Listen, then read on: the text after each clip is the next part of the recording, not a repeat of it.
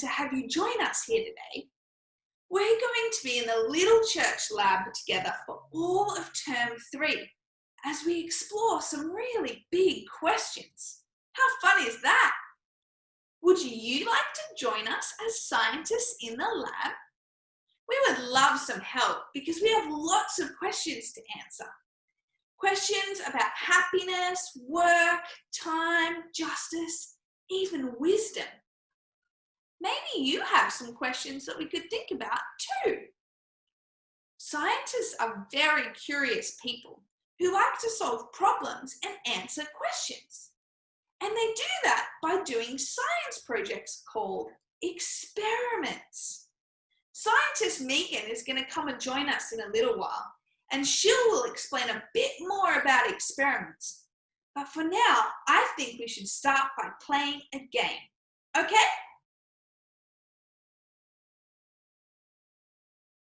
Well, this is a matching game because there are all sorts of different sciences, and each science studies a different thing.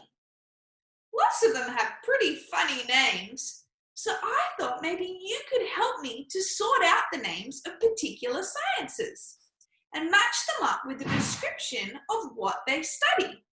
Are you ready to play? I'm going to put the names and descriptions up on the screen and you try and match them together. Okay, here goes.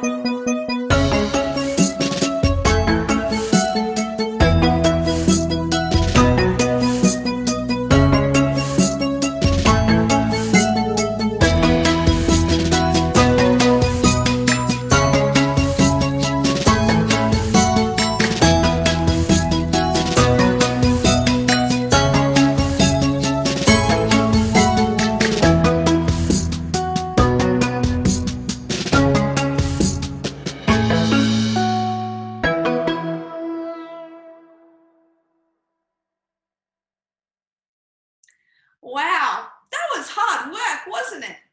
There were lots of big words to try and read, and so many different scientists. How did you go? Did you figure out some of the answers? I had some people come and help me sort them all out, and so I'll go through the answers for you now. So, biology is the study of living things. Zoology is the study of animals, just like when you go to the zoo and you see all the animals there. Botany is the study of plants, but chemistry is the study of the elements and their compounds. Wow, that one was hard, wasn't it? Geology is the study of rocks and the earth, and astronomy is the study of stars and planets and moons, everything in space. That sounds like a really fun area of science. Meteorology is the study of the weather, And physics is the study of energy, light and sound and heat, electricity and motion. Anthropology then is the study of humans, which leaves theology, which is the study of God. That's because theos is the Greek word for God. Good work, everyone. Well done. It is so good to have so many curious scientists helping us in the lab. I think we're going to learn a lot this term. But for now, we're going to cross over to hear from scientist Megan. Why, hello, fellow scientists. This term, we are all scientists, and we are taking on the biggest quest and experiment of all time. This is a quest that had relevance 3,000 years ago and is still wrestled with today in 2020. What is this quest, you ask? What a good question. The quest is to find out what is the purpose of life. For this quest, we have a textbook. It is a book from the Bible, the book of Ecclesiastes.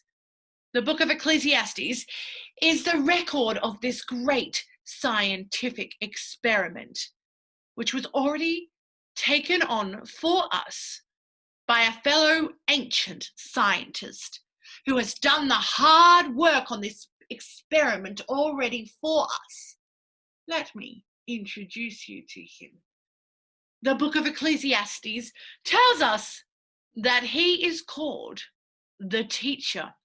This ancient scientist sets out to answer the perplexing questions of life, and he does so in a scientific way. When I first started my journey with science back in high school, we used to do lots of little experiments. The ones I remember involved Bunsen burners and burning water and burning magnesium.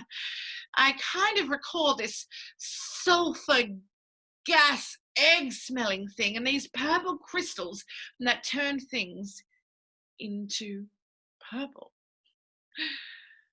But the thing that sticks out the most for me is the reports that we had to write afterwards. And I still remember the headings that we had to use. Heading number 1, aim. Number 2, method. Number 3, observations. And finally, conclusions. This is the scientific method of trial and error. In this scientific method, if you find out that something doesn't work, that's actually a success.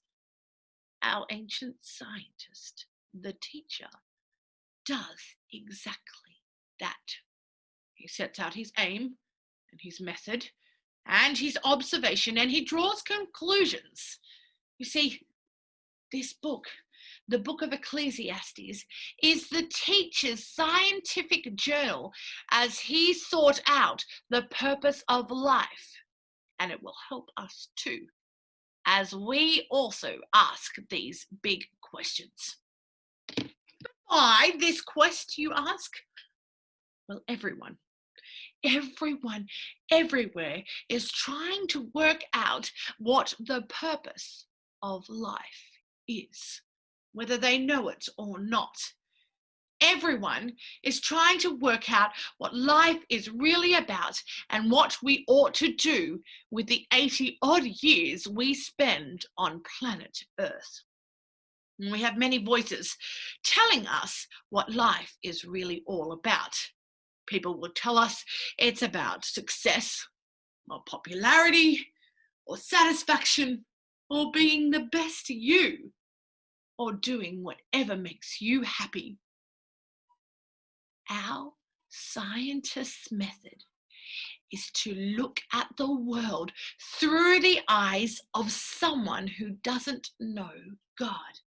He asks what the world would look like, what our experiences of the world would be like if we were to close our Bibles and live as if there is no God. He looks at the world and he asks the question, is that all there is? And he refers to this life as life under the sun. He searches all sorts of areas that people try to find their purpose, like success and money and health and power. And then he draws conclusions on what he finds. We are going to do the same every week. We are going to look at these areas and ask, if God isn't in the picture, is this all there is? The science is in. The quest is settled. What will we find? Is there meaning and purpose to be found under the sun? Well, let's wait and see. Goodbye, fellow scientists. Hi, I'm Kirsten, and we're going to talk to God. Dear God, thanks for giving us the book of Ecclesiastes to help us learn about your world and your workings and our place in it. Thank you that you encourage curious minds and big questions, and that you've given us your word in the Bible so that we can find some answers. Amen. Oh, great! Thanks, Megan. How helpful was that? I'm so looking forward to exploring life under the sun and can't wait to see what observations and conclusions we come to together this term. Make sure you come ready to help out next week, but for now, I'll leave you with a couple of songs to finish up. Bye!